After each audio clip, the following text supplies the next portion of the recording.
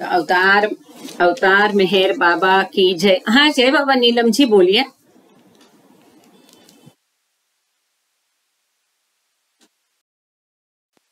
हाँ, ये क्रिएशन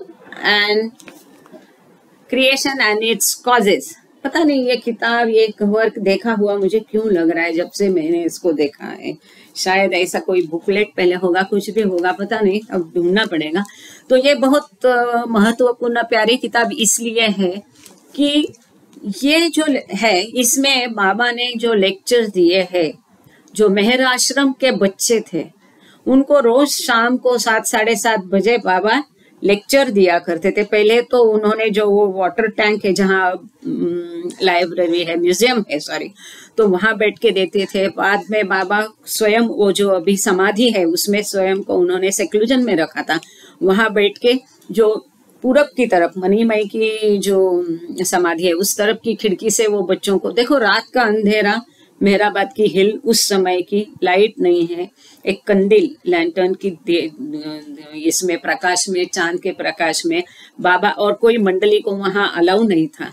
तो कितना प्यारा, आप लोग यही दृश्य में खो जाओ, ऐसा ही सोच के आप इसको पढ़ो, सुनो। आप बाबा के साथ अकेले समाधि पे हो, चांद है, तारे है, और उस प्रकाश में बाबा बोल रहे हैं। बाबा बोल रहे हैं मतलब बाबा तो मौन थे, तो पता नहीं वो लैंटर्न की लाइट में बाबा इशारों से, या अपना, सॉरी, 27-28 में बाबा तो ABCD वाला वो बोर्ड, बाबा अल्फाबेट बोर्ड यूज कर रहे थे, उसके माध्यम से बाबा ने ये लेक्चर दिए हैं।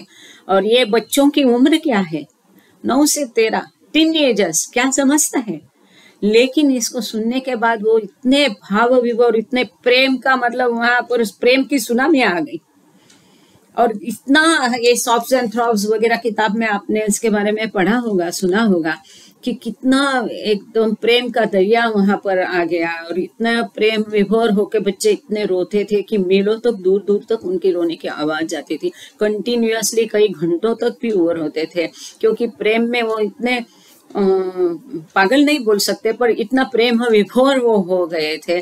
तो क्या प्रभाव होगा, इतने छोटे टीनेजर्स को बाबा ने ऐसा गहन ब्रह्मांड ज्ञान और ये सब दिया है, ये सॉफ्ट्स एंड थ्रॉब्स। तो ये सब सोच के हम हैरान होते हैं कि इतनी छोटी उम्र के बच्चों को बाबा ने ये क्या लेक्चर्स दिए थे। तो कई इसका पोर्शन है, कहते हैं कि गॉड स्पीक्स और डिस्कोर्सेस में भी नहीं आया, या अलग तरीके से जो उसके एस्पेक्ट्स है। तो बाबा ने ओरिजिनली तो उसको एकदम पोएटिक, बहुत सहज, नैसर्गिक और सिंपल, सादे शब्दों में और एकदम काव्यात्मक ऐसा लिखा है बोलते हैं, पर उसको इन्होंने थोड़ा एडिट करके ये किताब में छपा है। और कई सारे गूढ़ जो है खगोल शास्त्र, एस्ट्रोनॉमी के गूढ़ तत्व इसमें बताए गए हैं, सृष्टि की निर्मित के बारे में कई सारी चीजें इसमें है, बहुत अद्भुत है। तो हम भी बाबा के साथ समाधि पर चलते हैं, वो हिल पर, वो बच्चों जैसे हम बच्चे बन के इसको समझने की, सुनने की कोशिश करते। आओ हम सब मिलके इसको पढ़ते हैं। इसको ट्रस्ट ने अपना परमिशन देने के लिए हम उनके लाख लाख आभार व्यक्त करते, ट्रस्ट और सभी ट्रस्टीज के, और मेहर बाबा के बहुत बहुत धन्यवाद। जैसा मैंने पहले बताया, इतना सुंदर तरीका कि वो शब्दों में बयान नहीं कर सकते। बस आस लगी थी उसको देखने की, ये किताब को। तो बराबर पहली किताब खत्म हो रही है, उसी समय मेहराबाद जाना, उसी समय ये किताब बाबा ने दिलवाना, ये सब अद्भुत है। तो कई बार जब मन में आता था कि क्या करें ये रीडिंग का, तो बाबा ऐसा कुछ झलक दिखा देते हैं और सब दूर कर देते हैं संभ्रम मन का। तो हम इसको देखो, जब हम ग्रुप में इसको डालते हैं तब भी मेरी कोशिश ये रहती है कि सबको लगे कि वो ओरिजिनल किताब पढ़ रहे, इसलिए जो ऐसा कलरफुल कुछ रहता है, चार्ट्स रहते हैं, ग्राफ, फोटो रहते हैं, मैं एज इट इज फोटो डालती हूँ, चाहे मेरे फोन की मेमोरी का कुछ भी हो। और जो पेजेस है हम उसको कम जगह ऑक्यूपाई करने के लिए उसको टेक्स्ट में डालते हैं, और पूरा मतलब फ्रंट पेज से बैक पेज, इनसाइड कवर, सब कुछ मैं ग्रुप में डालती हूँ, ताकि आप लोगों को अंदाजा आ सके, लगे कि हम किताब ही पढ़ रहे हैं। तो आगे हम चलते हैं। बाबा को याद करके, उनके प्रेम को याद करके उनसे उनके प्रेम की भीख मांगते हैं कि हम सब में भी वो प्रेम वो जागरूक करे और हमारी मदद करे उसको समझने में। अवतार मेहर बाबा की जय। शुरू करते हैं क्रिएशन एंड इट्स कॉजेस। तो इनसाइड कवर में हु इज मेहर बाबा दिया है, हम सब जानते हैं, यदि फिर भी एक बार यहाँ से हम पढ़ लेते हैं। Merwan Shehryar Irani, known as Meher Baba, was born in Pune, India on 25th February 1894. Over the next 74 years, until his physical passing on 31st January 1969, he lived a life embodying God's love and proclaiming God as the sole reality. इसमें और मैं एक बात बताना भूल गई कि इसमें हम पहले जो तभी के चेयरमैन है उन्होंने जो 2 वर्ड दिए हैं वो पहले पढ़ेंगे, प्रीफेस, और बाद में इंट्रोडक्शन पढ़ेंगे। इसके पश्चात इस किताब में ऐसे सेक्शंस बने हैं कि पहला सेक्शन जो है उस समय जब बाबा ने ये लेक्चर 1927 और 28 केवल 4 महीने में दिए गए 34 लेक्चर्स है इसमें। तो इस 34 लेक्चर्स को बाबा ने जब दिया तब मेहराबाद में क्या गतिविधियां थी, क्या चल रहा था, कैसे प्रेमा मेहर आश्रम खुला, हजरत बाबा जान पहले स्कूल खुला, फिर हाई स्कूल कैसे खुला, फिर मेहर आश्रम कैसे खुला, उसमें से प्रेम आश्रम, ये सब गतिविधियां वो शॉर्ट में शुरू में पहले सेक्शन में करीब 90-92 पेजेस उसी में है। जो असली खजाना बाबा के लेक्चर्स है वो 93 पेजेस से वो लेक्चर्स शुरू हो जाएंगे और तब तक हम इसको प्रीफेस, इंट्रोडक्शन और उस समय की सारी गतिविधियां जान के फिर आगे बढ़ेंगे तो हमको भी वो लेक्चर समझने में शायद सहूलियत होगी। यहाँ बाबा का इसके बारे में जन्म हम सब जानते हैं 25 फरवरी 1894 हुआ और एट द एज ऑफ 75 74 साल के बाद 31 जनवरी 1969 को जब बाबा ने अपना देह रखा तो पूरा उनका आयुष्य जो है वो उन्होंने स्वयं घोषित किया कि मैं ईश्वर हूँ, मैं अवतार हूँ। और बाबा का एक ही मार्ग था, प्रेम मार्ग, और एक ही संदेश था, प्रेम का संदेश। Soon after his own spiritual awakening as a young man, Meher Baba established a community at Mehrabad near the town of Ahmednagar, where he opened a hospital, schools and other institutions serving the local populace. बहुत young age में हम सब जानते हैं कि बाबा वो college से लौट रहे थे और बाबा जान ने उनका माथे को चूम लिया और वो शिक्षण उनको गॉड रियलाइजेशन हो गया या जो भी है। तो ये सब जो है अवतार, उसका अवतरण, इसके बारे में बाबा फैमिली सब जानते हैं। तो ऐसे यंग उम्र में एज में बाबा ने जब ये प्राप्त किया, उनका आध्यात्मिक अवेकनिंग वहां पर शब्द किया है, अच्छा शब्द प्रयोग है। वो तो ईश्वर है पर जब वो ढो लेता है अपने ऊपर एक चादर और उसमें से बाहर आता है, तो ये जो आध्यात्मिक जागृति उन्होंने अपने जवानी में ही प्राप्त की। उसके पश्चात मेहर बाबा मेहराबाद में आए और वहां पर उन्होंने एक कॉलोनी जैसा एस्टेब्लिश किया। हम सब जानते हैं उसको मेहराबाद। ये अहमदनगर से 5 मील की दूर है, अरणगांव से नजदीक है, उसके बॉर्डर पर है। वहां पर बाबा ने अस्पताल खोला, स्कूल खोले, कई सारी संस्थाएं जो कि वहाँ के लोकल जो लोग हैं, गरीब लोग हैं, उनकी मदद के लिए। वहां पर बिल्कुल वो बच्चे नंगे पुंगे ऐसे ही जानवरों के पीछे भागते थे, मरे हुए जानवर खाते थे, कोई क्लीनलीनेस नहीं, हाइजीन नहीं। उन बच्चों को कैसे बाबा ने इकट्ठा किया, उनके घर वालों को कैसा समझाया, फिर उनको शिक्षा कैसे दी, शिक्षा का महत्व बताया, फिर वो उनको कैसे कपड़े सब कुछ प्रोवाइड किया, वो रख रखाव के लिए फिर उनके रहने की भी कैसी सुविधा की कि उस एनवायरमेंट में वो रहे। ये सब हम आगे देखने वाले हैं। It was at one of these boarding school for teenage boys called the Meher Ashram that he delivered the lectures published in this book. तो ये जो बाबा ने वहाँ स्कूल खोली, बोर्डिंग स्कूल खोली, उसमें ये जो छोटे छोटे बच्चे थे, टीनेजर थे, जिसे कि मेहर आश्रम कहा जाता था, तो वहाँ पर बाबा ने ये लेक्चर्स दिए जो कि इस किताब में छपे हैं. Over the half century of his mission, Meher Baba's wide ranging activities encompassed global travels, extensive personal engagement with spiritually advanced souls known as Mas, and an enigmatic phase known as the new life. बाबा का जो कार्य है जो कि 50 साल से अधिक रहा है, उसमें से बहुत सारी विस्तृत एक्टिविटीज बाबा ने क्रियाकलाप किए हैं, वर्ल्ड वाइड क्रियाकलाप रहे हैं. और इसमें जो खास कर महत्व है वो मस्तों की सेवा हम जानते हैं. इसमें और दूसरा है न्यू लाइफ है, नया नवजीवन. In 1954 he publicly declared himself to be the avatar of the age. शुरू के दिनों में बाबा स्वयं, जबकि टिफिन लेक्चर में भी आप देखो हर जगह पे बाबा ने उल्लेख किया है हम सद्गुरु लोग, ऐसा बार बार शब्द प्रयोग है. टिफिन लेक्चर में जब हम पढ़ रहे थे तभी भी हमने इसकी चर्चा की थी.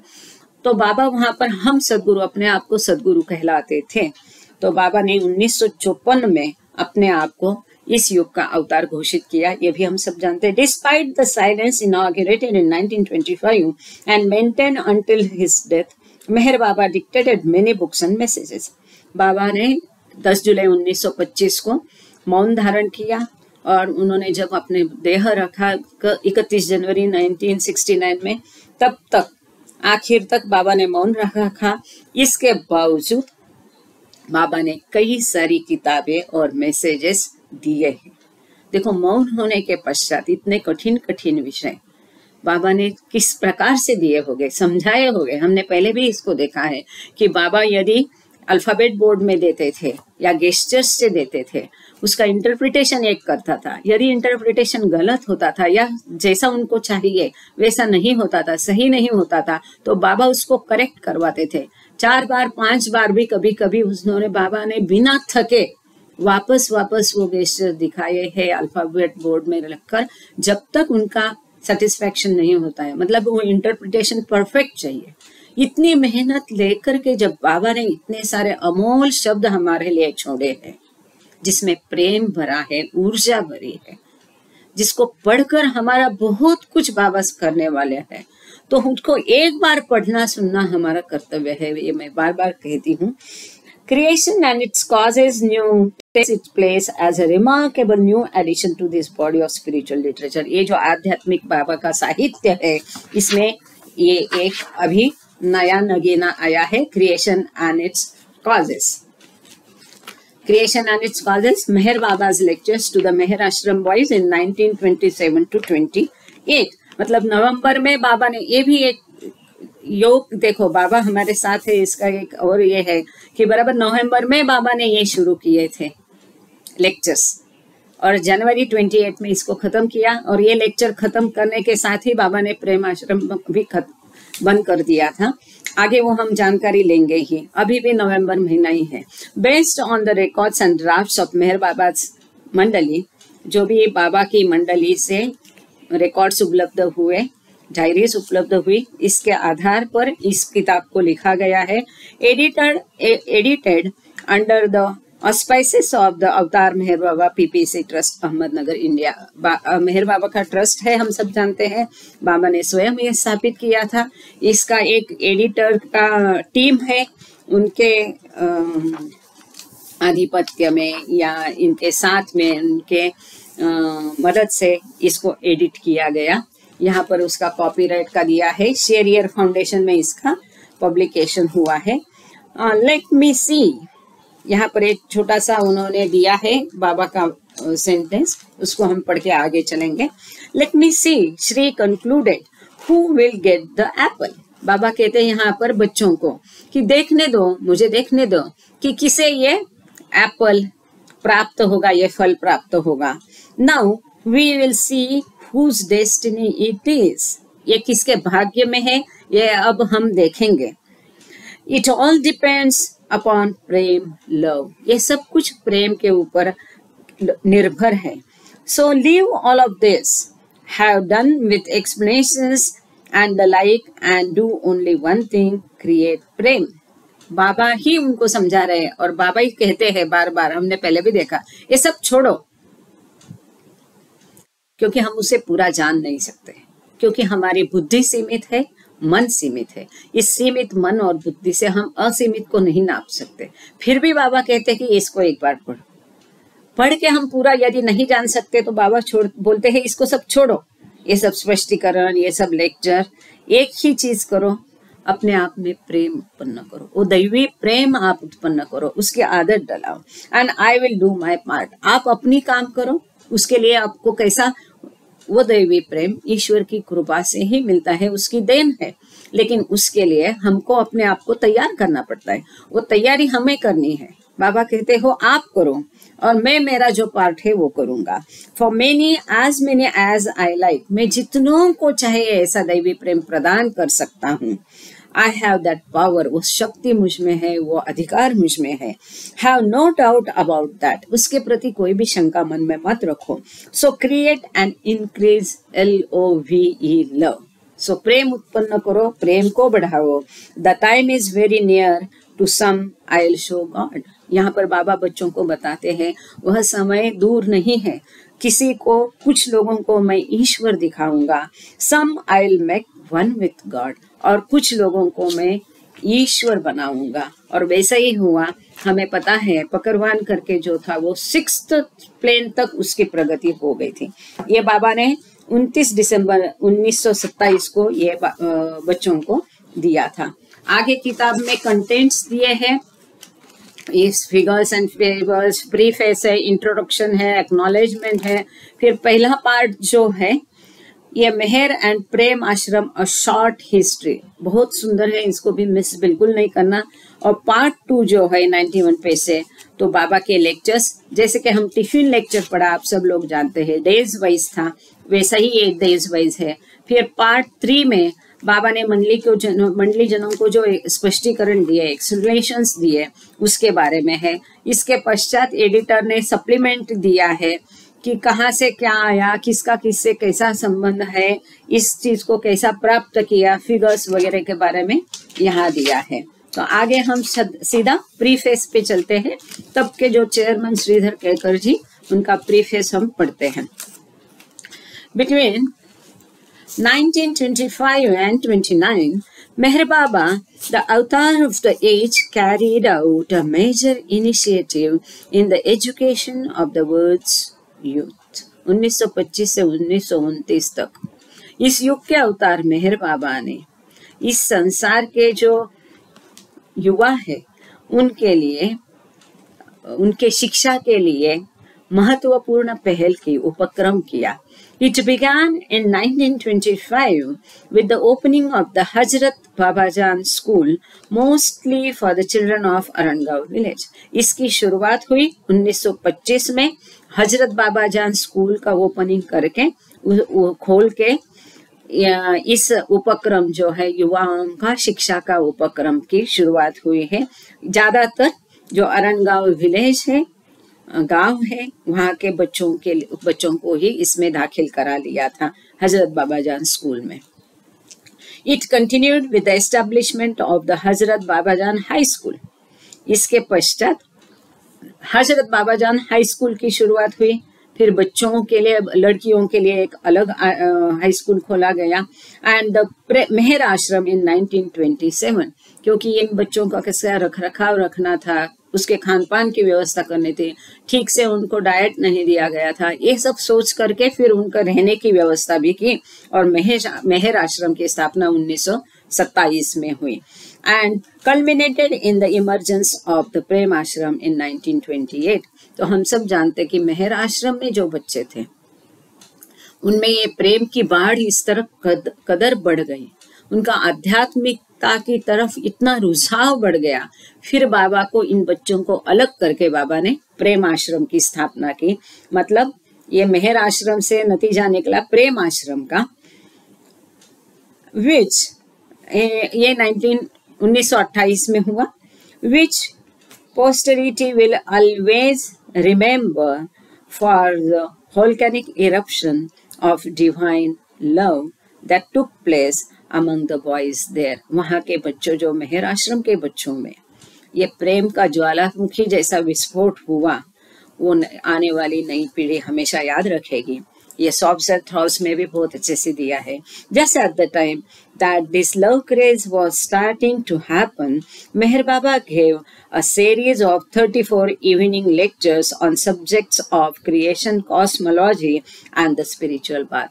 जब ये मेहर आश्रम के बच्चों में बाबा उनको ध्यान देते थे, कई सारी चीजें बताते थे, और जैसे उनमें ये प्रेम का विस्फोट होने लगा, ये लव क्रेज यहाँ पर वहाँ शब्द यूज किया है, वो उनमें पैदा हो गई। तो वैसे बाबा ने शाम के समय में उनको लेक्चर्स देना शुरू किया। वो लेक्चर भी ऐसे विषय पर जो ब्रह्मांड विज्ञान और आध्यात्मिक पथ के बारे में बाबा ने उनको लेक्चर देना शुरू किया। प्रीवियसली जस्ट सोचो, इसमें आगे है ये कि एक तरफ बाबा उनमें प्रेम पैदा करके, निर्मित करके, या उनको ये गिफ्ट देन बाबा ने दी प्रेम की, दैवी प्रेम की, उसको बढ़ा रहे हैं। एक तरफ उनका प्रेम बढ़ रहा है, दूसरे तरफ बाबा ने उनको ब्रह्मांड ज्ञान और विज्ञान और आध्यात्मिक पथ का ज्ञान और ये खगोल शास्त्रीय ज्ञान, ये सब दे करके बाबा उनका ब्रेन का, बुद्धि का भी विकास कर रहे हैं। तो बाबा जो कहते हैं कि there should be fine balance between the head and the heart, इन दोनों में बैलेंस होना है, संतुलन होना है, तभी आध्यात्मिक विकास संभव है। और वो कैसा होना है, हमने पीछे एक हमारे लेक्चर में उसको देखा है कि हृदय पर मन या बुद्धि हावी नहीं होगी, बुद्धि या मन पर हृदय हावी नहीं होगा, but they will go hand in hand, उनका संतुलन होगा। जो हृदय कहता है ये करना है, वो कार्यान्वित कैसा लाना है, यह काम मन का है, और उसके लिए मन कोशिश करेगा, प्रयास करेगा और उसका साथ हृदय देगा। ये हो गया मन और हृदय का संतुलन, गोइंग हैंड इन हैंड। बहुत सुंदर टॉपिक है, यदि किसी को चाहिए तो वापस इसके बारे में हम वापस आगे चर्चा करेंगे। So coming back to the preface, previously unpublished until now, this extraordinary collection for which Baba's disciple Ramju Abdullah suggested the title Creation and Its Causes is what the Avatar Meher Baba Trust is pleased to present to the world in the form of this book. यही जो 34 lectures है, जो कि असामान्य है, extra ordinary है, पहले कभी पब्लिश नहीं हुए थे, प्रकाशित नहीं हुए थे, अब ये प्रकाशित हो गए हैं। और इसका नामकरण जो है रमजू अब्दुल्ला ने खुद ही बताया था, क्रिएशन एंड इट्स कॉजेस, निर्मिति और उसके कारण। तो ये रमजू अब्दुल्ला ने बताया हुआ हेडिंग है, उसी को कायम रखा है एडिटर्स ने। यह अभी ट्रस्ट को खुशी है कि ये किताब के रूप में ये बाबा के लेक्चर्स आपके हाथ में देते हुए, like discourses, infinite intelligence, early messages to the west, tiffin lectures and the other books of Meher Baba's authorship, published in critical editions over the last 30 or 40 years. Creation and Its Causes has been edited and is being released under the auspices of the Avatar Meher Baba Trust as one of the copyrights.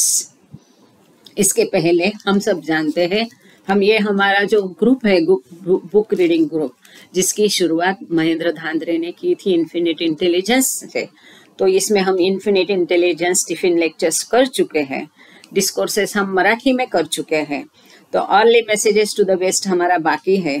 और ऐसे सब जो बाबा as a author उसमें है, writer है, लेखक उसके बाबा है, ऑथरशिप उनकी है, ये सारी किताबें जो ट्रस्ट ने पब्लिश की है, प्रकाशित की है कि गत 30-40 सालों में, उसमें अभी क्रिएशन एंड इट्स कॉजेस ये एडिट करके और इसको भी अभी रिलीज कर रहे, प्रकाशित कर रहे हैं ट्रस्ट के आश्रय से, ट्रस्ट के तत्वावधान में। इसके कॉपीराइट्स अवतार मेहर बाबा ट्रस्ट के पास है. This copyright come to the Avatar Meher Baba trust under the terms of Meher Baba's last will and testament executed by him in 1967.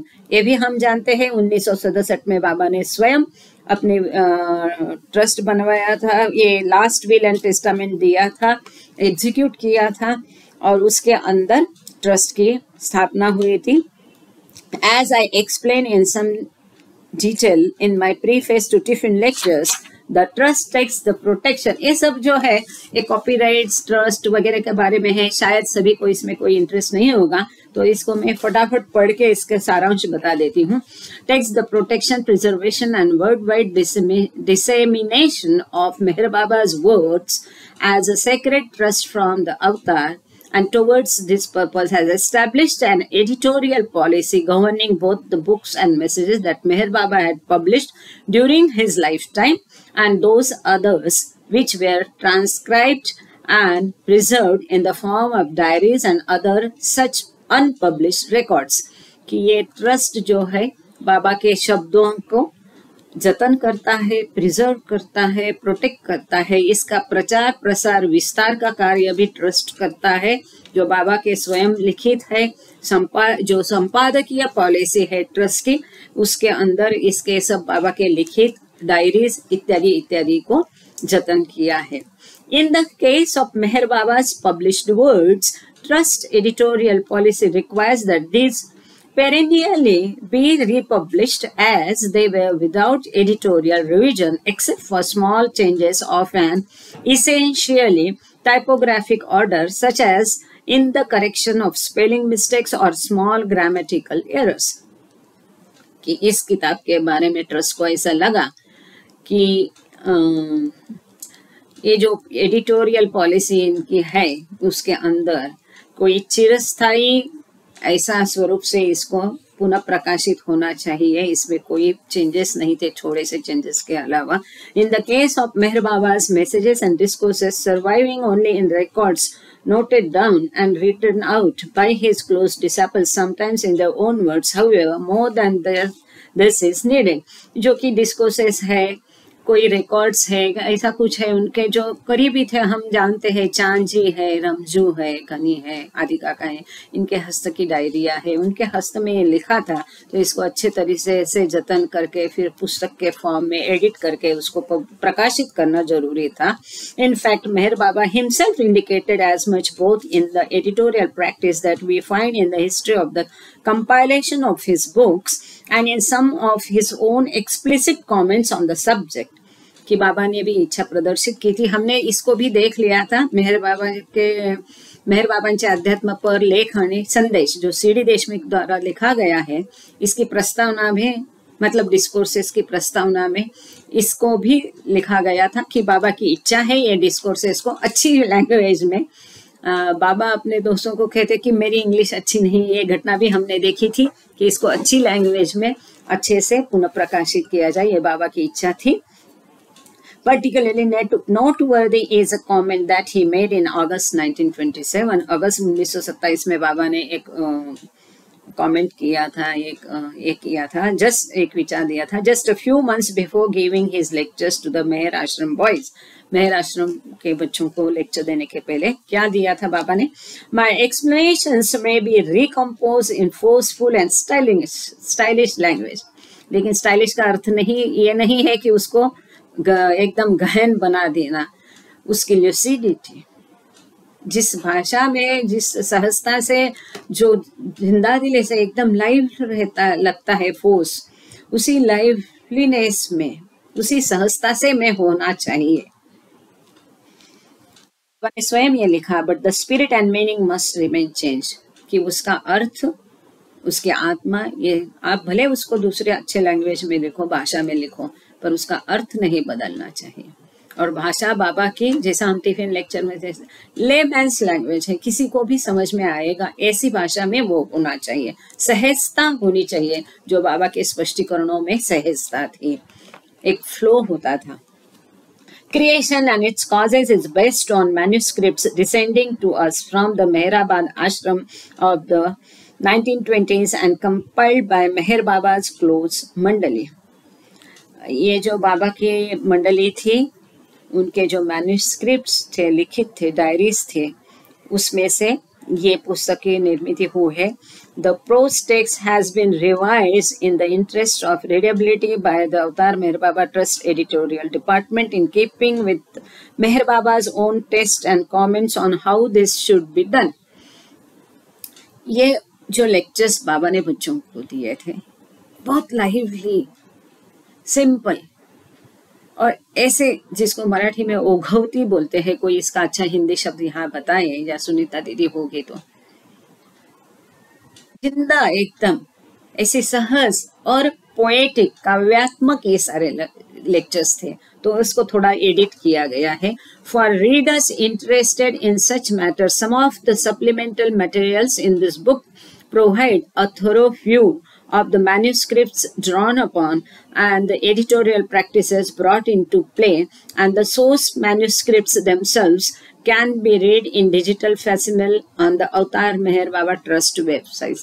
जो बाबा का ओरिजिनल जो काव्यात्मक ऐसा है वो मेहर बाबा ट्रस्ट का वेबसाइट है, उसमें आप पढ़ सकते हैं। साथ ही यहाँ सप्लीमेंट में एडिटर्स ने दिया है कि किसको कैसा बदलाव किया है, किसके साथ दूसरा जो बाबा का साहित्य है, जैसे कि गॉड स्पीक्स है, डिस्कोर्सेस है, उसमें इस विषय को किस तरह से हैंडल किया है, उसके साथ में इसका मेल जमा करके उन्होंने इसको किस तरह से एडिट किया है, ये सब यहाँ किताब में सप्लीमेंट में दिया गया है। सॉरी, जो कोई अभी बाद में रिकॉर्डिंग देखेगा, काफी सारा इसमें शायद मिस हो गया। I don't know why and how, मेरा ध्यान नहीं था उस तरफ, पर काफी सारा बीच में का मिस हो गया है। आई एम सॉरी, पता नहीं कैसे। एनीवे, तो ये जो तीसरा किताब है इस सीरीज में, जो अवतार के, इस युग के अवतार का जो शुरू का पीरियड था महत्वपूर्ण, उस काल का ये तीसरा किताब है। Yet, unlike Infinite Intelligence and Tiffin lectures, Creation and its Causes was addressed to the Meher Ashram and Prem Ashram boys, which is to say, representatives of the world's young people। ये बहुत महत्वपूर्ण है। Infinite Intelligence and Tiffin lecture हर एक का एक अपना अलग texture है, परंतु ये जो Creation and its Causes है, या मेहर आश्रम, प्रेम आश्रम के जो बच्चे हैं, जो कि आने वाली पीढ़ी जो है उनका प्रतिनिधित्व करते हैं, तो उनके माध्यम से बाबा ये आगे भावी युवा पीढ़ी के लिए ये संदेश बाबा दे रहे हैं, ऐसा समझा जा सकता है। We do not doubt that the strange visionary unveilings and the lustrous diamonds and emeralds and sapphires of spiritual truth that Meher Baba released through these lectures will help lay the foundation for what will become the general worldview and common understanding of a new humanity in the centuries between now and the avatars written in 700 years। ये बहुत सुंदर वाक्य डाला है केळकर जी ने यहाँ। वो कहते हैं कि हमें विश्वास है कि इस किताब के माध्यम से जो खजाना बाबा ने दिया है अध्यात्म का, या ये सृष्टि की निर्मित, खगोल शास्त्र वगैरह वगैरह विषय, ये जो एक एक नगीने हैं, उन्होंने एमराल्ड्स, हीरे जवाहर जैसा ये बाबा के लेक्चर्स है, जो कि आध्यात्म पथ के बारे में बाबा ने दी है, इस लेक्चर के माध्यम से दिए हैं। ये एक आगे आने वाली जो पीढ़ी है उनके लिए एक फाउंडेशन है, बेस है, एक पाया है, नींव है, एक जनरल ओवरवाइड उनका जो सामान्य एक समझ है, उस प्रकार से ये नई जो ह्यूमैनिटी आएगी। सृष्टि की निर्मिति और उसके कारण, नेहा शरद जी यहाँ बोल रहे हैं कि किताब का जो हेडिंग है उसको इंग्लिश के साथ हिंदी में भी बोले तो क्रिएशन एंड इट्स कॉजेस। तो क्रिएशन है निर्मिति, कॉजेस है कारण, निर्मिति और उसके कारण। तो सृष्टि की निर्मिति जो कॉस्मोलॉजी है, ब्रह्मांड ज्ञान है, खगोल शास्त्र है, अध्यात्म पथ है, सृष्टि की निर्मित कैसी हुई, जो हम कुछ गॉड स्पीक्स में सुना पढ़ा, इसमें जो अन कहा है, अन सुना है, वो भाग इसमें आया है कि गैसेस का एक ये है, पानी है, वायु है, मिट्टी है, कहाँ से क्या आया, ऊर्जा कहाँ से आई, जीवन कहाँ से आया, बहुत सुंदरता से आगे आप देखते रहोगे तो चौंक जाएंगे। ये सब इसमें इतनी तरह से ये किया है। आगे आप इंट्रोडक्शन में भी इसका हल्का झलक देखेंगे। तो इस तरह से केलकर काका कह रहे हैं कि ये जवाहिर जो बाबा ने दिया है आगे वाली, थैंक यू नेहा जी, आगे वाली पीढ़ी के समझ जो है, नई ह्यूमैनिटी, जैसा हमने एवरीथिंग एंड नथिंग में दिया था कि नवयुग आएगा। ये नवयुग कब आएगा? तो ये जो नवयुग आएगा, जो अभी बाबा ने जो शरीर रखा है, अपना छोड़ दिया है, तब से लेके आगे जब वापस अवतार आएगा, इस 700 साल में जो सब पीढ़ी आएगी उनके लिए ये बहुत महत्वपूर्ण है। 31 जनवरी 2021 को ये श्रीधर जी केलकर जी ने लिखा था। किताब अभी पब्लिश हुई है, अभी इंडिया में आना बाकी है, आएगी धीरे धीरे। बालाजी को भी हमने रिक्वेस्ट की है कि ये इंडियन लोगों को जमेगा इस तरह से, इसको यहाँ पर जो हमेशा वो छाप के हमारे हाथ में देते हैं कि जो हम अफोर्डेबल प्राइस में उसको खरीद पाए, वो भी हो जाएगा शायद, बाबा विलिंग। तो आगे चलते हैं, इंट्रोडक्शन को शुरुआत करते हैं। आज पूरा इंट्रोडक्शन हो नहीं पाएगा, करीब 5-10 पेजेस का है, तो आज हम इंट्रोडक्शन की शुरुआत इसलिए करेंगे कि हमको थोड़ा बहुत आगे क्या क्या है, एडिटर्स ने क्या क्या सोचा, ये समझ में आएगा। इसके लिए यदि आप लोग चाहते हैं कि इंट्रोडक्शन को स्किप करें और सीधा किताब पढ़े, तो हम वो भी कर सकते हैं। यदि ऐसा आपका मानना है तो मुझे कृपया बता दीजिए, वैसा करेंगे। Exactly thank you Neha ji, ठीक है। और आप मेरी मदद के लिए है, मुझे पता नहीं था ये काफ़ी हिंदी शब्द के लिए, और इतना मैं पढ़ के भी तैयार नहीं हो पाई थी बाकी सारी इसमें। Introduction. Meher Baba's 34 lectures to the Meher Ashram boys in 1927 to 28, which comprise the heart and core of this book, give as visionary an account of the silent master's philosophy and teaching as can be found anywhere in the body of his published writings. 1927 से 28 के बीच में मेहर आश्रम boys को बाबा ने जो 34 lectures दिए थे, वह 34 लेक्चर्स जो है, या इसको हिंदी में प्रवचन कहा जा सकता है, सही हिंदी में बोले तो ये जो 34 लेक्चर्स है वो इस किताब का सार है, मेन पार्ट है। और ये क्या करता है, give as a visionary an account of silence. ये जो साइलेंट मास्टर कहा है, क्योंकि बाबा मौन थे। ये कोई वेस्टर्नर्स शुरू के दिन में, मुझे याद है 70s में कई सारे वेस्टर्नर्स बाबा को कहते थे गॉड ऑफ कन्वीनियंस, सहूलियत का ईश्वर है, ऐसा ही करो वैसा ही करो, कुछ नियम नहीं है वहाँ, प्रेम इतना ही एक नियम है। तो यहाँ साइलेंट मास्टर, क्योंकि बाबा मौन थे, कि बाबा के जो तत्व ज्ञान है, बाबा की जो सीख है, टीचिंग्स है, इसको जिसे कि हम बाबा के बाकी जो प्रकाशित साहित्य में देख सकते हैं, उसका एक यहाँ पर ब्यौरा देखा जा सकता है। Broadly speaking, the subject matter is what Baba later called the divine theme, that is, the story of the soul's journey from the moment of creation to God realization. ठोक ठोक बोलना है तो इसमें क्या है, इसका मैटर, सब्जेक्ट मैटर, विषय क्या है। तो जैसा कि आगे बाद के, क्योंकि एक बहुत पहले हुआ है 27-28 के दौरान, तब गॉड स्पीक्स डिस्कोर्सेस नहीं था।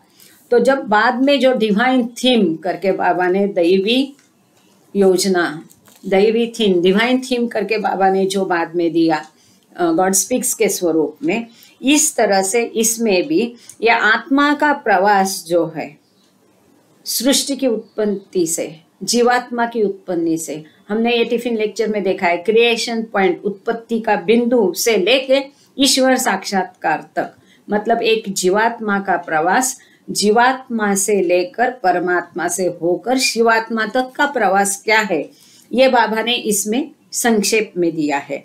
8 फिर इसमें अलग क्या है वो आगे देखिए। Yet, यद्यपि, फिर भी, the strange, wide poetic stream of Meher Baba's exposition proves the vehicle for many startling new ideas and perspectives that we do not find in God Speaks and other latter books. इसके बावजूद यहाँ पर बाबा ने क्या दिया है, एक ही minute है। इसके बावजूद यहाँ पर जो बाबा का एक फ्लो है, एक काव्यात्मक फ्लो है, बहुत जिंदा दिली है, सहजता है, वाइड, ये जो बाबा ने यहाँ पर एक्सप्रेशन दिए है, स्पष्टीकरण दिए हैं, वो और कुछ अद्भुत है, आश्चर्यजनक ऐसी कुछ कल्पनाएं हैं, ऐसे कुछ व्यूज है, पर्सपेक्टिव्स है, जो कि हमें गॉड स्पीक्स या बाबा का इतर जो साहित्य है उसमें दिखाई नहीं देता है। Ramju Abdullah, a close disciple and witness to the original talks, recognized the significance of what he had seen and heard, and in his own book, Sobs and Throbs, 1929, he penned an evocative description that vividly captures the flavor and essence of the experience। जो अकेला वहाँ पर इसका सबूत या जिसको permission थी, परवानगी थी, अनुमति थी वहाँ उपस्थित रहने की, वो थे रमजू अब्दुल्ला। बाकी मंडली को वहाँ परमिशन नहीं थी। तो ये जो बाबा के करीबी शिष्य हैं, ये जो उन्होंने वहाँ स्वयं देखा है, सुना है, बाबा के जो मूल प्रवचन है उसका महत्व उन्होंने जाना, जो कि उन्होंने जो देखा प्रेमाश्रम के बच्चों की स्थिति, तो उन्होंने इसको विदित किया है। उनका जो किताब है बहुचर्चित, बहुत फेमस है, सॉब्स एंड थ्रॉब्स, 1929 वाला, काफी लोगों ने, आप में से काफी लोगों ने उसको पढ़ा होगा। उसमें उन्होंने ये सब उद्बोधक वर्णन किया है, क्लियरली लिखा है, captures the flavour and essence of the, ये जो अनुभव थे उनके, उसको उन्होंने उसमें उजागर किया है। It is all very novel, fantastic and fairy tale like. ये वर्ड है, ये शब्द है रमजू अब्दुल्ला के। वो क्या कह रहे? It is all very novel, fantastic and fairy tale like, he wrote, referring to the small booklet of collected lectures that had evidently been compiled by that time। कोई पुराने बाबा प्रेमी के पास जरूर ये एक पुरानी बुकलेट होगी, क्योंकि मुझे स्वयं को याद है, मुझे ऐसा जब से देखा लग रहा है कि ये मैंने कहीं देखा है। तो ये वही बुकलेट जो ये कह रहे हैं, वही बुकलेट होगी कि रमजू अब्दुल्ला ने इन लेक्चरों को बुकलेट के फॉर्म में तभी शायद लिखा होगा। और मुझे पता नहीं ये कहाँ देखा, मैंने देखा इतना याद है। एनीवे, तो यहाँ ये कहते हैं कि रमजू अब्दुल्ला ने कहा है कि ये सब एक कादम्बरी जैसा, कथा जैसा है, बहुत ही एक उपन्यास जैसा, कथा जैसा है, जबरदस्त है, एक परिकथा जैसा भी है। इसका ऐसा वर्णन उन्होंने किया है इस छोटे बुकलेट, जिसमें उन्होंने ये सारे प्रवचन का एकत्रीकरण किया था। Yet it is the most logical explanation of divinity and the whole of creation as far as the reach of the intellect allows। जहाँ तक हमारी बुद्धि को समझता है, ये पूरे विश्व की निर्मित है। इसका जो स्पष्टीकरण बाबा ने वहाँ किया है, एक्सप्लेनेशन दिया है, दैविकता का बारे में जो दिया है, वो बहुत ही तात्विक है, लॉजिकल है। प्रैक्टिकल लॉजिकल है, इसके साथ भी उसमें देवत्व दैवीपन भी है, डिविनिटी भी है. That has never ever been brought to light in this way. इस जिस प्रकार से यहाँ वो उद्घृत हुआ है उस प्रकार से पहले कभी नहीं हुआ. The suns and the moons, the skies and the plains, the ethereal, mineral, vegetable, animal and human kingdoms, births, deaths, heaven and hell, the subtle and the mental worlds, saints and prophets, and the very source of all, the soul of souls, are described, explained and shown by the master as one would describe a city, explain the effects of wine and show that what is music after actually seeing, drinking and hearing them all. तो इसको क्या क्या है और किस तरह से उसको इसमें बताया है वो यहाँ बोल रहे हैं कि सूरज चांद, सूरज के बारे में भी बताया है, सूरज चांद आकाश, प्लेन्स जो 7 प्लेन्स वगैरह विविध भूमिकाएं, प्लेन्स, गैसेस, वो जो एक लेयर है एथेरल, आकाश नहीं है, स्काइज, आसमान बोलो आकाश बोलो, स्काइज, सूरज होगा, सूरज, चांद, जैसा कि नेहा जी कह रहे हैं, आसमान या स्काइज बोलो, आकाश बोलो, आसमान बोलो, प्लेन्स भूमिकाएं, हवाई या गैसेस, मिनरल, वेजिटेबल, एनिमल वनस्पति, धातु, पशु, ह्यूमन किंगडम्स मनुष्य का, जन्म, मृत्यु, स्वर्ग, नरक, सूक्ष्म जगत, मनोजगत, संत, महात्मे और सबका जो सोर्स है, जो क्रिएशन पॉइंट है, सोल ऑफ सोल्स, परमात्मा, ये सबको विदित किया है, स्पष्ट किया है, वर्णन किया है, इसको बताया है मास्टर ने स्वयं ने इन छोटे बच्चों को. देखो किसको बता रहे हैं बाबा, टीनेजर्स को बता रहे हैं. इसको एक जैसे कोई एक शहर का वर्णन करते हैं, जैसे उनको प्रेम की मदिरा पिलाई गई है, उनको ये संगीत सुनाई गया है, उनको ये एक्चुअल दिखाया है, seeing, drinking and hearing them all, ये सब बाबा ने उनको बताया है, ये प्रेम की मदिरा पिलाई है, ये सब उनको सुनाया है, दिखाया है. ये रामजू अब्दुल्ला जो उसके क्या कहते सबूत, मतलब वहाँ पर उपस्थित थे, जो उन्होंने देखा सुना, वो बोलते बहुत फैंटास्टिक है, जबरदस्त है. Baba would explain and elucidate points so very clearly and logically as would carry the hearers almost to the verge of subjective experience. वो कहते कि बाबा इस कदर उसको स्पष्ट करते थे, विशद करते थे, इतना स्पष्ट था, इतना लॉजिकल था, इतना वो स्पष्ट था कि सुनने वाले को ऐसा अनुभव होता था कि जो भी वो चीज, जो भी विषय था, उसको वो साक्षात अनुभव कर रहे हैं, ऐसा विदित होता था, वैसा मालूम पड़ता था. इस तरह से बाबा उसका स्पष्टीकरण देते थे, इस तरह वो समझा देते थे कि after all he is master of masters. तो बाबा इन गहन विषयों को इस तरह समझा देते थे कि जैसे वो सुनने वाला स्वयं उसको अनुभव कर रहा है. काश ऐसा हम स्पष्ट कर सकते थे और समझ सकते थे. Without doubt creation and its causes will claim a major place in the body of Meher Baba's literary evuor, या और मैं इसका बराबर प्रोनाउंसिएशन नहीं कर पा रही हूँ, OEUVRE, ईयर. अब इंग्लिश करे तो ईयर होता है, अमेरिकन करे तो और ऐसा हो सकता है, तो उसका अर्थ है कृति.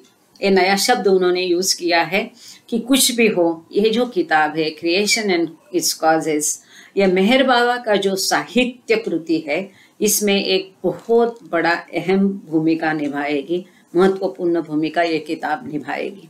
It as remarkable as the lectures themselves is the context in which they arose.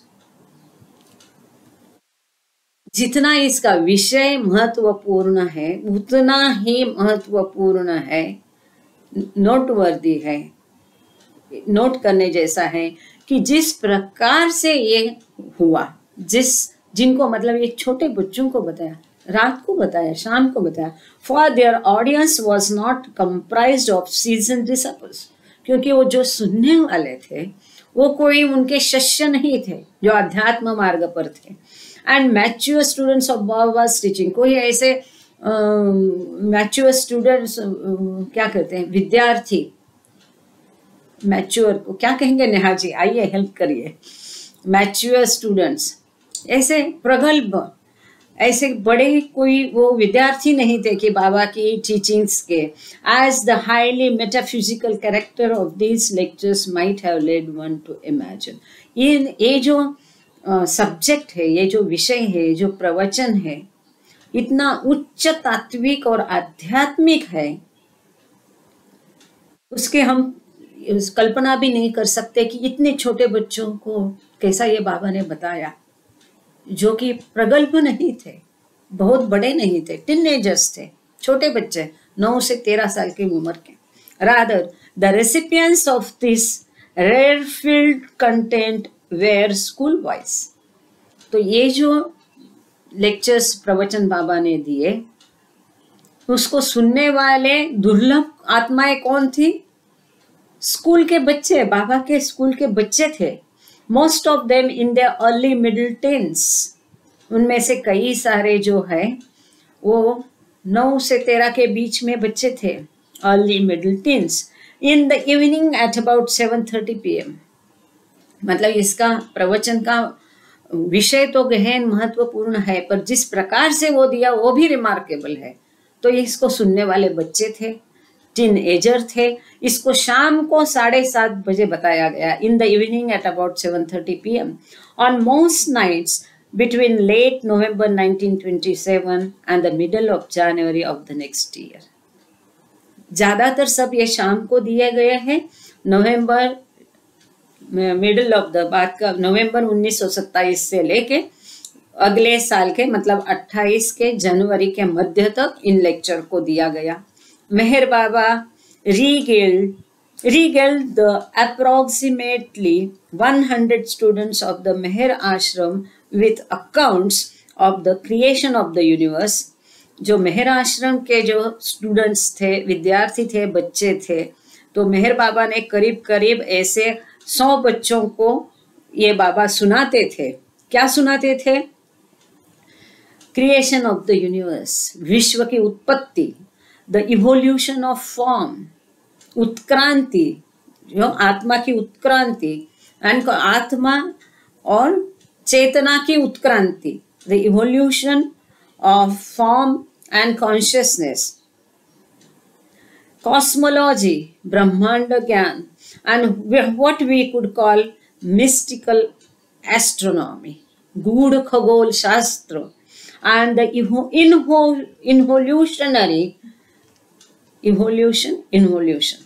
involutionary path to God, ईश्वर तक जाने का जो अंतर्वर्ती रास्ता, वो भी ऐसे ऐसे विषय बाबा को ये बाबा इन बच्चों को सुनाते थे।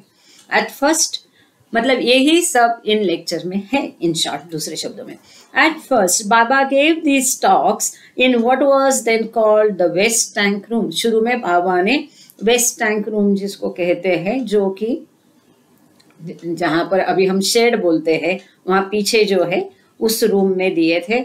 Currently the museum in Meher retreat, अभी जहां पर म्यूजियम है, on the crown of Meherabad hill, Meherabad hill पर जो म्यूजियम हम सब जानते हैं, जिसका दरवाजा पश्चिम की तरफ है, उसमें बाबा ने शुरू में दिए थे। But on 20th December Baba sequestered himself within the crypt cabin, but परंतु 20 दिसंबर को बाबा ने अपने आप को, जो समाधि को तब पहले खड्डा बोलते थे, बाद में उसको क्रिप्ट केबिन कहते थे, तो ये जो अभी समाधि है वहां जो खड्डा था उसमें बाबा ने अपने आप को अलग कर लिया था, सेक्लूजन में बाबा गए थे। नाउ मेहर बाबा स्टॉर्म शाइन, अब जो समाधि है जहां पर, and he delivered his talks out of an east window. तो कुछ लेक्चर जो बाबा ने है समाधि में से दिए हैं, इतना महत्व और कोई लेक्चर बाबा ने समाधि में से बैठ के नहीं दिया है। इसका ये और एक महत्व है, ये जो लेक्चर है बाबा ने समाधि का वहां पर बैठ करके खड्डा में बाबा अपना सेक्लूजन करते थे, रात को सोते थे, और ऊपर का जो पोर्शन है जहाँ चढ़ के आप लोग चद्दर चढ़ाते हो, हार कहते, तो वहां पर बैठ करके जो पूरब की तरफ खिड़की है जो कि मणिमाई की समाधि की तरफ खुलती है, वहां पर बाहर रूम्स थे। वो रूम्स मुझे अभी भी याद है बाबा की दया से, उसको मेडिटेशन रूम कहा करते थे। तो वो रूम्स और उसके सामने बहुत सारा ऐसा ये था, क्या बोलते उसको, पड़वी या प्लेटफॉर्म था। तो वो प्लेटफॉर्म पर वो बच्चे बैठा करते थे और खिड़की में से बाबा लेक्चर उनको दिया करते थे। आई होप आपकी नजर के सामने दृश्य आ गया हो। Now Meher Baba stormed Shrine and he delivered his talks out of an east window to the boys seated on a platform that had been constructed there. Baba himself had been fasting since 10th November. जब बच्चों की ये प्रगति चल रही थी, उनमें ये प्रेम का दरिया उफान रहा था, तब बाबा स्वयं भी 10 नवंबर से उपवास पर, कड़क उपवास, and did not eat solid food again until the following May. मतलब 10 नवंबर से बाबा, देखो बाबा हमारे साथ है नेहा जी, आज भी 10 नवंबर है। अब ये पढ़ते समय ये मुझे मालूम पड़ा और रोंगटे खड़े हो गए। 10 नवंबर से बाबा उपवास में थे और बाबा ने, जय बाबा, 10 नवंबर से बाबा उपवास पे थे। वो अगले मई तक बाबा ने कोई भी घन पदार्थ नहीं खाया। 10 नवंबर से बाबा उपवास करते थे। 10 नवंबर 1927 के से बाबा का उपवास था। वो मई 1928 तक बाबा ने कुछ भी घन पदार्थ खाया नहीं। और जो बाबा कॉफी पीते थे उसकी हकीकत हमको सबको पता है कि 2 कप में से उनको 1 ही कप वो कैसा मिलता था। तो 10 नवंबर तब भी था, आज भी 10 नवंबर है। सारे जितने ज्वाइन है यहाँ पर, जय बोलो, अवतार मेहर बाबा की जय। जय बाबा, जय बाबा, जय जय जय। तो 10 नवंबर से बाबा उपवास में थे, तो अगले मई तक, thank you Baba, the Meher Ashram boys for their part had been largely shielded from contact with the outside world for several months. बाहर की दुनिया और बाहर के किसी के साथ उनका संबंध कांटेक्ट नहीं रखा था, एकदम सेक्लूजन में। वो जो बच्चे थे, मेहर आश्रम के बच्चे थे, विद्यार्थी थे, बॉयज थे, उनको भी किसी के संपर्क, यहाँ तक कि मंडली को भी उनके पास जाने के, उनको छूने की अनुमति नहीं थी, एकदम सेक्लूजन में। क्यों? क्योंकि संस्कार, बाहर का एटमॉस्फेयर अलग था, अलग होता है। और बाबा स्वयं जब उनको अपनी निगरानी में रख रहे हैं, वो प्रेम का बीज उनमें उन्होंने रोया है, जिसको अभी तुरंत बोते ही उसमें वो बड़ा होके फूल रहा था। बाबा उनको इस तरह का ज्ञान, उनका हेड एंड हार्ट का बैलेंसिंग कर रहे थे, इस कदर का तत्व ज्ञान, ब्रह्मांड ज्ञान उनको दे रहे थे। तो बाबा ने उनके लिए एटमॉस्फेयर भी ऐसा रखा कि किसी को भी उनको छूने की अनुमति नहीं थी, यहाँ तक कि मंडली, उनके टीचर्स को भी। वो आगे आएगा। The Meher Ashram boys for their part had been largely shielded from contact with the outside world for several months, कई महीनों तक। Located 6 miles south of the small Maharashtrian city of Ahmednagar, Maharashtra की एक छोटी शहर है अहमदनगर से, ये 6 मील की दूरी पर है। हम पैदल जाते थे अहमदनगर से मेरा। And half mile from the village of Arangaon, Arangaon जो गांव है वहां से ये आधा मील की दूरी पर है। Meherabad hill, after the onset of nightfall during this winter months would have been chilly and completely dark but for the Petromax lanterns set in place by Baba's Mandali and the stars shining brilliantly overhead. शहर से दूर 6 मील दूर, गांव से 1 मील की दूरी पर, यह मेहराबाद की हिल, पूरा अंधेरा, कोई आवाज नहीं है, एकदम ठंड। अब कुछ नहीं, पहले बहुत ठंड होती थी, बहुत ठंड, कंप्लीट डार्कनेस, और केवल जो पेट्रोमैक्स मगर रॉकेल केरोसिन पे वो दिए जलते थे, वो जलाए हुए बाबा की मंडली में, और जो आकाश में तारे चमकते थे, ऐसे माहौल में वो बच्चों ने बाबा से ज्ञान प्राप्त किया। In this protected and surcharged environment, the avatars work with this representative selection from the world's youth began to take its effect. ऐसा जो माहौल था, ऐसा सुरक्षित माहौल, प्रोटेक्टेड, दुनिया से दूर, ऐसा प्रेम से वातावरण सरचार्ज था, ऐसे वातावरण में अवतार ने अपना कार्य शुरू किया। पूरी दुनिया के जो युवा है उनका प्रतिनिधित्व करने वाला एक छोटा सेक्शन, उनके ऊपर बाबा ने अपना कार्य शुरू किया और वो अपना परिणाम दिखाने लगा। मुझे लगता है हम यहाँ रुक जाएंगे क्या आगे कंप्लीट करूं मैं?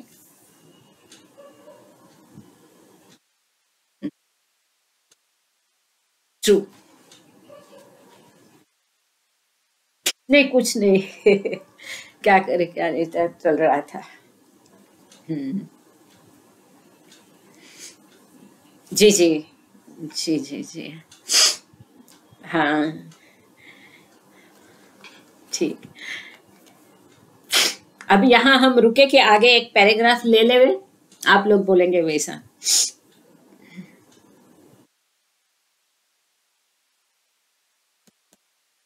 आगे बाबा कहते हैं, आगे यहाँ लिखा है, and what an effect it was, क्या परिणाम था, क्या एटमॉस्फेयर था। आई होप आप लोगों के सामने पूरे ध्यान से सुनिए कि उस माहौल में हम गए हैं और बाबा के साथ हम भी बच्चों के जैसे वो बात सुन रहे हैं। यही नजर के सामने लाके आप सारे लेक्चर सुनिए। एंड व्हाट एन इफेक्ट, कितना परिणाम था। From the outset Meher Baba's disciples were startled by the emergence of what they called a love craze among the boys. बाबा की मंडली को आश्चर्यचकित हो गए, चौंक गए, क्योंकि ये जो प्रेम के दरिया उत्पन्न हो गया, लव क्रेज, बच्चों में इतना प्रेम उत्पन्न हो गया सारे बच्चों में, तो वो देख के अचंभित हो गए बाबा की मंडली। This grew and grew until in the opening days of 1928। ये प्रेम बढ़ता गया, बढ़ता गया, वो इस कदर तक बढ़ गया कि 1928 के शुरू तक वो बढ़ता गया। It had swelled into a tsunami, इतना बढ़ गया कि वो प्रेम की सुनामी आ गई, overpowering the entire student body and precipitating in the form of uncontrolled mass weeping that went on for hours and even days at a time. बच्चों प्रेम के द्वारा इतना रोते थे कि घंटों तक वो रोते थे, कितने कितने घंटों तक, और बाद में कई दिनों तक लगातार बच्चे रोते थे, इतना वो प्रेम का दरिया बहने लगा उनमें। जो अनकंट्रोल्ड था उसको ये कंट्रोल नियंत्रित नहीं कर पाते थे। आफ्टर बाबा, इसका बहुत अच्छा वर्णन सॉफ्ट एंड थ्रॉस में है। After Baba series of talks concluded in mid January, this continued among a select cadre comprising the Prem Ashram as is related elsewhere in this book. ये चलता गया जबकि बाबा ने फाइनली जनवरी के मध्य में लेक्चर्स खत्म किए। फिर भी कुछ लोगों को, जो एक सिलेक्शन था, एक सेक्शन था, विभाग था बच्चों का, उनमें ये चालू रहा और इसके कारण उन सेक्शन को, उस विभाग को अलग करके उसको प्रेम आश्रम बनाया, जो कि इस किताब में आगे उसका वर्णन और भी आएगा। Yet the lectures themselves, apart from the brief explanation to create prem that concludes, most of them have little to say on love as a subject. इसके बावजूद देखो, ऐसा प्रेम का दरिया बाबा ने उत्पन्न किया, बहाया वहां पर प्रेम, इसके बावजूद इतना वो प्रेम वहां पर प्रोत्साहित हो गया, लेकिन बाबा ने प्रेम निर्माण किया, मतलब कितनी दुर्लभ देन उनको मिल गई है। लेक्चर में आप देखोगे प्रवचन के में, तो इस विषय, प्रेम के विषय के बारे में कुछ भी नहीं है।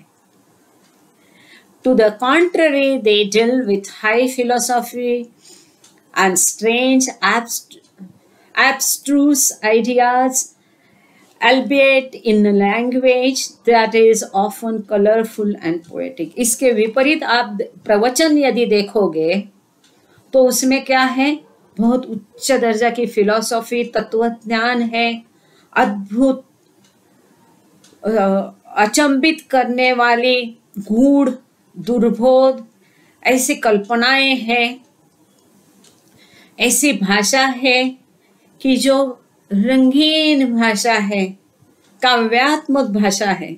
One would not have expected material of this kind to have produced a love torrent as itself.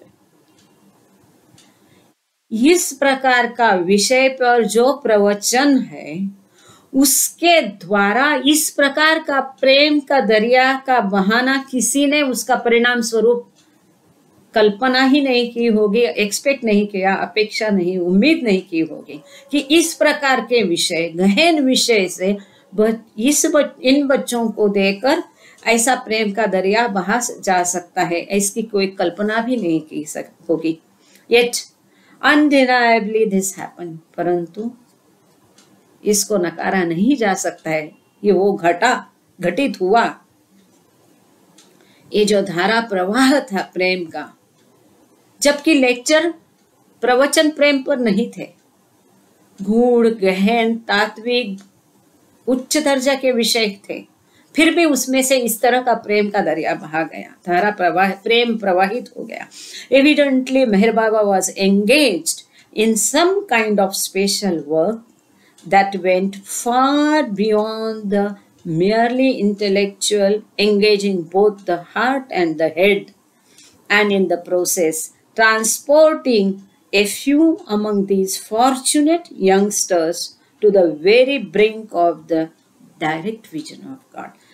जाहिर है बाबा बहुत महत्वपूर्ण कार्य में बिजी थे, बहुत खास कार्य कर रहे थे जो कि हमारी बुद्धि के परे है जिसे समझना, और इन बच्चों का हृदय और मस्तिष्क दोनों को वो ट्रांसफॉर्म कर रहे थे.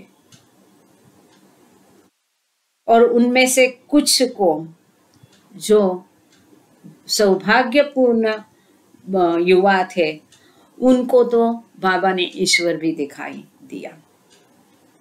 अवतार मेहर बाबा की जय.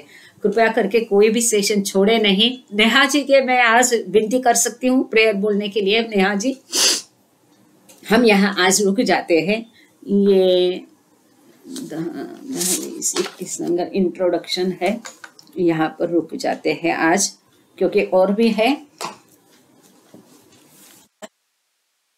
Thank you so much all for attending. Thank you Baba.